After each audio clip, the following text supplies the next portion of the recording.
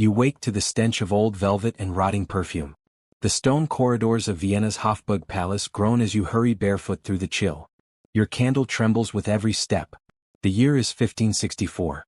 You are 15. A court page, barely more than a servant, but tonight you're summoned to the emperor's private chambers. Not a soul joins you. The guards avoided this duty. So did the servants. You've heard the rumors. Everyone has. You pause before the massive walnut door. It creaks before you even touch it. Something pulls it open from the inside. The smell hits first, an acidic blend of sweat, mold, and something far worse. The meat-sweet rot of skin too long wrapped in silk and never washed. It makes your eyes water. Your candle flickers violently. And then you see him. Holy Roman Emperor Ferdinand I. Once the most powerful man in Christendom. Now hunched beneath a canopy of cobwebbed gold thread, wearing the same robe he donned 3 months ago. Once crimson, now brown-black, stiff and cracking at the folds like a dried carcass. The collar glistens with oil. Fleas leap like sparks from his sleeves. His crown, tarnished, lists to one side. Behind him, a physician in a beaked plague mask, hand trembling over a pouch of crushed lavender, terrified to speak. And then the emperor turns. His skin is gray. His eyes are glass. He smiles, slow, cracked-lipped, and murmurs, "Do not disturb the sacred layers." This man ruled an empire. This man never changed his clothes. And he nearly wiped out his entire court with his filth. Before diving into this forgotten tale of imperial negligence and courtly catastrophe, if you enjoy learning about the hidden truths of history, consider hitting that like button and subscribing for more content like this. And please comment below to let me know where you're listening from. I find it incredible that we're exploring these ancient stories together from different parts of the world, connected across time and space by our shared curiosity about the past. The story you've just entered about an emperor whose personal habits nearly destroyed his court is not entirely true, but it's not entirely false either. There were whispers. Long before the smell. Long before the sickness. Whispers that the emperor believed his garments were holy. Not symbolic. Not ceremonial. Holy. To change them, he warned, was to undo a fragile shield, a sacred bond forged by suffering, sweat, and time. His linen undershirts were anointed by divine affliction. His outer robe, layered and stained with years of fevered nights and sleepless prayers, was known to his inner circle as Die Schutzhaut, the protective skin. To touch it without permission was forbidden. To wash it? Unthinkable. Ferdinand I, Holy Roman Emperor, feared no enemy on the battlefield. But he feared his own laundry. He believed that invisible forces, demons, spirits, the residue of sin, clung to newly cleaned cloth. They were, in his mind, waiting to enter the body through open pores, left vulnerable by soap, water, and pride. To remove his robe was to remove his armor. To scrub away his sweat was to invite disease. He did not always think this way. But in the final decade of his life, something changed. A slow unraveling. He became convinced that the robe preserved his life, not despite the filth but because of it. That to disturb the layers would disturb the angels that guarded him. Court physicians urged him to bathe. He refused. Attendants begged him to at least remove the inner tunic during sleep. He wept at the suggestion. Ambassador Sebastian de Avila wrote, "His Majesty reeks of frankincense and decay. His robe moves as if alive though no breeze stirs it." Another envoy, unnamed in court records, simply wrote, "The emperor sits in a coat of rot." And yet, beyond the stench, the Hofburg Palace gleamed. Marble floors polished daily. Gilded archways lined with Flemish tapestries. Crystal chandeliers above, perfumed fountains below. The imperial court sparkled like a cathedral, and at its center sat a man who hadn't changed his clothes in seasons. He looked like a corpse propped on a throne. But still, no one dared tell him he smelled like death. In 16th century Europe, the act of washing one's body was not a universal sign of virtue. In some circles, it was considered an act of dangerous vanity. Across the continent, beliefs about hygiene varied wildly, dictated not by science, but by superstition, politics, and theology. In Paris, members of the French court bathed sparingly but scented themselves heavily. Lavender, rosemary, and civet musk were used not just to impress, but to mask the rank odor of wool, sweat, and stagnant wigs. To be clean was ideal. To smell clean was essential. In Istanbul, Ottoman sultans visited the hammam regularly, an empire where ritual cleanliness was tied to prayer, and where even commoners had better hygiene than many European kings. Soap, steam, and scrubbing were matters of both faith and health. Tile-walled bathhouses echoed with laughter, gossip, and the splash of warm water, a world away from the cold halls of Vienna. But within the Holy Roman Empire, particularly under Habsburg rule, cleanliness had become suspect. To scrub the body too eagerly was to wash away divine protection. To expose one's skin, even privately, was to tempt judgment. Nowhere was this more evident than at the court of Ferdinand I. Here filth was cloaked in silk. Dirt was dressed in diamonds. The emperor's garments, once vibrant with crimson and gold, grew darker with each passing month, not from intentional dye, but from a slow infusion of sweat, skin, and decay. Lace cuffs stiffened with grime. Collar seams bloomed with mildew. He was not alone. His courtiers, eager to mimic imperial piety, began to delay their own baths. Washing too often was viewed with suspicion. An overly fresh nobleman might be mistaken for a secret heretic, a crypto-Muslim or clandestine Jew, whose religious rituals involved suspicious levels of cleanliness. Soon even the smell of soap became political.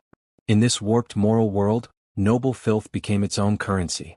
An unwashed body was a body too holy to indulge in earthly pleasures. A stained robe was proof of suffering. The lice that nested beneath velvet sleeves were whispered to be God's reminders, living rosaries that kept the devout humble. And they were everywhere.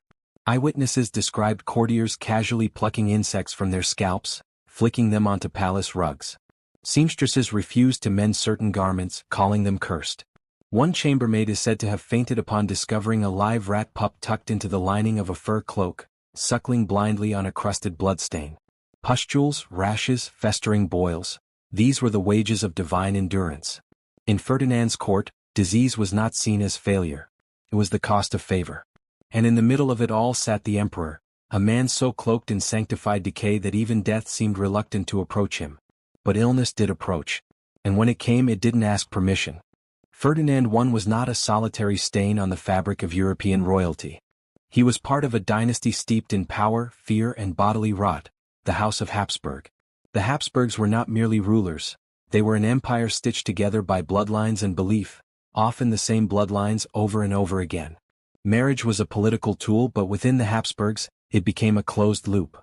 Cousin wed cousin, niece wed uncle, until the tree no longer branched, it twisted inward like a dying vine. And what that vine produced was increasingly malformed. Ferdinand's older brother, Charles V, Emperor of the Holy Roman Empire before him, was a living monument to this decay. Brilliant in diplomacy, ruthless in battle, but broken in body. He suffered from debilitating gout so severe he had to be carried in a chair by his final years. His jaw, famously protruding, made chewing difficult and drooling inevitable. His physicians recorded recurring skin lesions, fungal infections, and episodes of melancholia so deep he was convinced he was already dead. And yet, Charles was obsessed with purification, spiritual, not physical. He bathed rarely. He confessed daily. Then came Philip II, Ferdinand's nephew. A monarch so devout he built an entire monastery palace complex, Al Escorial, shaped like a gridiron to honor the martyrdom of St. Lawrence. But behind his architectural devotion lay darker habits. Philip hoarded relics, bones, blood, shrouds. He slept beside pieces of dead saints, hoping their decay would bring him closer to God. His own skin was a battlefield of ulcers and rashes, worsened by his refusal to change clothes during religious fasts. Ferdinand, by comparison, was quiet, almost invisible in the historical record. But within that silence lay his extremity. Where Charles waged wars and Philip raised cathedrals, Ferdinand wore his penance. Literally. He inherited the family's superstition and their fragility. Modern geneticists now view the Habsburgs as a case study in inbreeding consequences. Deformities of the jaw, digestive disorders, compromised immune systems, and yes, hypersensitivity of the skin. A body that bruised easily, festered quickly, and resisted healing. Ferdinand believed his filth protected him. But it's likely his body could not have tolerated regular washing, even if he'd tried. The lesions, the constant infections, the swelling, they weren't punishments from God. They were gifts from his blood. The royal tailors began designing garments that didn't chafe his skin. Robes that could absorb more. Undergarments with extra layers to contain the bleeding. The clothing became an extension of his disease, and a symbol of his sanctity. He wasn't alone. The empire was breeding its own sickness. And still the dynasty endured. It wasn't just Ferdinand's body that decayed. The rot spread outward, into his chambers, through the corridors, and into the lungs of every soul who entered the imperial residence. The Hofburg Palace, seat of Habsburg power, became a sanctum of sickness. The bed linens in the emperor's private rooms had not been changed in months. The wool-stuffed mattress sagged in the middle, stained by fluids that soaked down to the frame. Attendants whispered of insects nesting within the folds, silverfish, mites, lice, creatures that moved when no one touched them. The room stank of vinegar, grease, and old blood. Windows remained shut in all seasons, sealed with thick velvet to prevent drafts, which Ferdinand believed could invite spirits into the body. Air stagnated. Candles flickered not with movement, but with the sheer density of the air. The tapestries trapped it all: the smoke, the sweat, the slow decomposition of an emperor who believed his body was sacred precisely because it was crumbling. Food was no escape. Trays of meat pies, pottage, and stewed fruits were placed near the bed, but Ferdinand rarely ate. Servants were forbidden to remove the dishes too quickly, lest the emperor suspect them of tampering with divine arrangements. Meals sat for days. Mold crept across cheese wheels. Fruit flies hovered in swarms above curdled milk. Rats grew fat in the floorboards. Cats abandoned the palace entirely. One Venetian diplomat wrote, "The imperial court is a mausoleum in motion. Everything breathes, yet everything smells of something already dead." A Spanish ambassador, confined to the East Wing during a week-long summit, described waking up with lice embedded in his collar and a fever so violent he hallucinated he was being buried alive. They weren't exaggerating. Court physicians, still practicing under Galenic principles, noted a sickness of the spirit, afflicting staff with strange symptoms: weakness, mental fog, eruptions of the skin, and in some cases madness. They didn't have the language for it, but modern doctors do. It was typhus, a louse-borne disease, carried not by animals but by men, or rather by their clothing. Spread in the seams, the cuffs, the folds where sweat and bacteria pooled. It began with itching, then fever, then confusion. The body weakened, the mind wandered. Skin bloomed with red spots, sometimes so many they appeared black. At least 2 noble secretaries died during the summer of 1563, feverish, shaking, ranting about shadows and judgment. Their corpses were buried quietly in the monastery garden. No autopsy. No investigation. The palace said prayers and moved on. But those who worked closest to Ferdinand knew. The sickness came from proximity. The closer you were to his robes, the worse your chances of surviving the season. And still no one dared demand he change. They feared his wrath. They feared his grief. But more than anything they feared his touch. To understand Ferdinand's filth, you must first understand his faith. In the 16th century, disease was not simply a matter of health. It was a matter of holiness. The soul was believed to reside close to the skin. To wash the body too frequently was to disturb the fragile balance between grace and temptation. Water did not cleanse. It exposed. It opened the pores to sin. Ferdinand believed this with every fiber of his unwashed being. He often quoted the writings of St. Francis of Assisi, who referred to the body as brother donkey, stubborn, dirty, and in need of discipline, not comfort. The emperor kept a small collection of hagiographies beside his bed, their pages stiff with age and candle wax. His favorite was the life of St. Catherine of Siena, who went years without bathing and was praised for the perfume of sanctity that surrounded her as she lay dying, despite her flesh being visibly eaten by infection. To Ferdinand, filth was not failure. It was fidelity. He spoke of St. Simeon Stylites, who lived atop a pillar for 37 years, refusing to wash or descend, covered in sores and insects, and yet hailed as a beacon of piety. He cited stories of martyrs who rejoiced in their own decay, saints who wore the same garments until they dissolved on their bodies. These weren't mere metaphors to him. They were instructions. He believed his garments, soaked in fever and pain, were relics in the making. To strip them would be to interrupt a process of spiritual alchemy. God, he reasoned, had sent suffering to sanctify him. Soap would only erase his work. The palace physicians disagreed. But they didn't speak out. Because they, too, lived in a world where bathing had consequences. There were whispered stories of exorcists who claimed that water opened the soul to possession. That demons could slip through clean pores more easily than dirty ones. That the stink of the flesh repelled the devil better than incense. So Ferdinand chose to stink. And he expected those around him to understand. It began with a cough. A low, persistent rasp echoing through the eastern corridor of the Hofburg Palace in the late autumn of 1563. A maidservant collapsed while preparing the emperor's evening basin, not that he ever used it. The next morning, a kitchen boy was found delirious, muttering prayers backwards and tearing at his own sleeves. By the end of the week, 6 attendants had developed a blotchy, feverish rash. 2 were dead by Sunday. The court physicians scrambled. They bled the sick. They burned bay leaves in the halls. They shaved heads and rubbed the scalps with vinegar-soaked linen, hoping to extract the illness. Nothing worked. Within 10 days, the contagion spread through the palace like spilled ink across parchment. Fever, shivering, confusion, red marks on the arms and back that darkened into purple blooms. Some victims became violent. Others went mute. The courtiers whispered that the devil had entered the court disguised as a breeze, carried in from the Danube. But the truth was already sitting on the throne. Dozens of them, possibly hundreds, had colonized the seams and folds of the emperor's robes. They fed freely on his body and fell like living dust from his cuffs and collars. When he moved, they traveled. Onto cushions, carpets, skin. They found new hosts in the court's clothing, burrowing into warmth, spreading bacteria from one noble to another.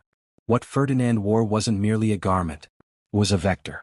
Though the word typhus would not be coined until decades later, what swept through the court bears its marks in brutal clarity. Rickettsia prowazekii, a bacterium spread exclusively by the human body louse. It incubates in filth. It explodes in close quarters. And few places were closer, filthier, or more poorly ventilated than the imperial bedchamber. The emperor remained untouched by the symptoms. Or so it seemed. He attributed the outbreak to divine punishment for his court's worldly anxieties. His physicians, blinded by doctrine and fear, labeled the plague as a wave of melancholia spiritualis, spiritual melancholy. They prescribed confession, cold compresses, and prayer. But outside, the bodies piled up. 23 attendants were buried in a single night. Wrapped in their own robes, carted under torchlight to the grounds of St. Rupert's Church in Vienna, a cemetery that still stands today, its oldest stones weathered smooth by centuries of silence. No monument marks their names. No record honors their service. They died close to the emperor. Too close. And yet he still refused to change his clothes. It wasn't over. The sickness had spread beyond the palace walls. In the 16th century, people feared clothing almost as much as they feared death. Fabric, especially when worn close to the skin, was believed to absorb more than sweat and oil. It was thought to drink in emotion, sin, and invisible vapors of sickness. When disease swept through a household, it wasn't just the bodies that were removed. It was the garments, burned, buried, locked away in wooden chests sealed with wax. They called it miasma, the bad air theory. The belief that sickness floated on invisible clouds, carried on breath, sweat, and especially cloth. A contaminated robe wasn't just dirty. It was dangerous. And no garment was more feared than one soaked through with illness. The robes of the dead were treated like cursed objects. In 1558, after the death of Queen Mary I of England, a Habsburg ally and Ferdinand's extended family by marriage, her inner chamber was sealed for weeks. Her bed linens, gowns, and underthings were incinerated in a courtyard brazier, with the physician himself overseeing the fire. Not for honor. For fear. It was believed that her royal vapors could still kill. In some German courts, special servants were appointed to handle the laundry of the sick.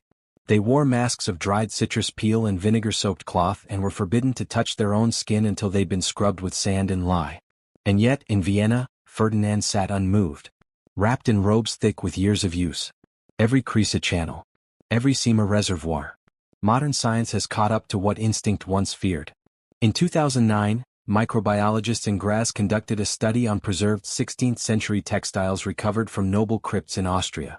The garments, some sealed for over 4 centuries, still harbored microbial life. Swabs revealed dormant spores of trichophyton, a fungus that causes skin disease, alongside strains of Staphylococcus and Clostridium, both capable of causing serious infections. Flea casings and louse eggs clung to the inner collars like dried pearls. In one velvet doublet, a sample of decayed sweat crystals revealed elevated levels of uric acid and ammonia, the chemical signature of renal failure. The man who wore it likely died in agony. Clothes do not simply adorn. They absorb. They remember. And Ferdinand's remembered everything. Every fever. Every wound. Every prayer whispered into stained velvet and every drop of infected blood that refused to be washed away. The emperor believed his robes made him untouchable. But the evidence suggests they made him toxic. And still he would not shed them. Not for comfort. Not for health. Not even for the lives of those dying around him. By the spring of 1564, Ferdinand's mind had begun to unravel. What had once been quiet superstition now grew into erratic, fevered belief. The emperor stopped speaking to most of his advisors. He whispered only to priests, and to his robes. He claimed they listened. That the cloth warned him of plots. That the folds trembled when danger was near. He ordered mirrors removed from his chambers, convinced that reflections showed not his face, but the devils waiting to drag him away. He accused his physician of poisoning the seams of his collar. When the man knelt to reassure him, Ferdinand struck him across the cheek and screamed that he'd felt a spirit crawl under the fabric. No one laughed. No one dared. By then even the bravest doctors hesitated to approach. They described him in their journals not as His Majesty, but as the Rotting One. One young physician, dispatched from Prague, was summoned to lance an abscess under the emperor's ribs. When he reached for the robe, Ferdinand seized his wrist with surprising strength for a dying man. He bared his teeth and said, "You may cut flesh but not fabric. This is not yours to touch." The operation was aborted. Ferdinand refused to be moved from his chair. He remained wrapped in a single gown, stiff, dark, and grotesquely swollen with layers of dried fluid. The fabric had hardened like armor. It creaked when he shifted. There were places where it had fused to his skin. He would not sleep lying down. He feared that in sleep the robe might loosen. He stopped eating. He raved at night about angels with bleeding eyes, about worms that whispered psalms. One attendant reported hearing him mutter, again and again, "They want me clean, they want to take it off, they will not have it." In his final days the room was closed off entirely. Only one priest remained by his side, an old Jesuit with failing eyesight and no sense of smell. The emperor spoke little. He simply rocked, humming broken fragments of church hymns, his breath sour with infection, his fingernails black from scratching inside his own sleeves. When he finally died, the robe had to be cut away in strips. Some of it tore the skin with it. Beneath it, ulcers, lesions, a body eaten alive not just by sickness, but by the fear of losing the very filth he thought would save him. Ferdinand I died believing he was protected by the very fabric that was killing him. But strip away the myth, and what remains is a raw medical reality, one that modern science can finally explain. The human body, when confined in the same unwashed clothing for extended periods, begins to suffer in stages. First comes the irritation. Friction between cloth and skin opens microscopic wounds. Then comes infection. Sweat, oil, and dead skin cells trapped against the body feed colonies of bacteria. Staphylococcus aureus, Pseudomonas, and fungal strains like Candida flourish in warm, moist environments. These microbes enter through pores and cuts, causing boils, ulcers, and rashes. The skin, the body's first line of defense, becomes compromised. The immune system, overstimulated and burdened, begins to falter. It can no longer distinguish between a mild rash and a systemic threat. Ferdinand didn't just stink, he was rotting from the outside in. Psychologically, his condition echoes a modern diagnosis, Diogenes syndrome, a behavioral disorder marked by extreme self-neglect, hoarding, delusional thinking, and compulsive refusal to maintain hygiene. Victims of the syndrome often see filth not as shameful but as necessary. As protection. Sound familiar? The emperor's refusal to clean, his belief in the sacred power of decay, his fixation on his robe as a spiritual talisman, all align with the symptoms of this condition. And in his case, it was wrapped in layers of religious justification and political power. But the broader question hangs heavier. Did superstition kill more people than disease? Lice don't believe in saints. Bacteria aren't moved by devotion. Yet time and again, faith-based fear triumphed over observation, theology over sanitation. Physicians who could see the sickness dared not name it. Servants who smelled the danger silenced themselves in reverence. Ferdinand's court didn't need a plague to die. It needed a myth. One man's fear of soap became a system, a culture, a death sentence wrapped in velvet. And yet, his story was not the only one. Across Europe, across centuries, kings, queens, and saints embraced filth as if it were holiness, and they brought their followers with them. But Ferdinand's robe was the perfect metaphor. It looked like power. It dripped with gold. And beneath it, flesh surrendered to darkness. When Ferdinand I died, his body was buried. But his habits lingered. The imperial court quietly replaced his chamber linens. His robes, what remained of them, were burned. The palace was scrubbed with vinegar and ash. But for years afterward, whispers followed every Habsburg ruler. Would they clean themselves? Or would the robe return? His son Maximilian II took a different path. Educated by humanist tutors and influenced by emerging medical thought, he bathed, occasionally. He allowed physicians more authority. He ordered fresh garments more often. But still, Ferdinand's superstition left its mark. Cleanliness was viewed with caution, and austerity remained the court's preferred mask. Across the empire, Ferdinand became a cautionary tale told in private. Not of madness, but of martyrdom. Some priests quietly praised him as a king so devoted he wore his pain like a relic. Peasant sermons spoke of the emperor whose suffering saved his people. The robe, despite its rot, became a symbol, not of failure but of faith. Historians would later debate this legacy. Some argue that Ferdinand's filth was a kind of power, a rejection of vanity, an assertion that his authority came not from earth but from heaven. To sit in his own decay was to say, I am untouchable not because I am clean, but because I do not need to be. Others see it differently. They see a man consumed by fear. A court suffocated by reverence. An empire that mistook silence for sanctity. Because in the end, Ferdinand didn't poison his people with a sword. He didn't lead them into ruin with war. He did it with his clothes.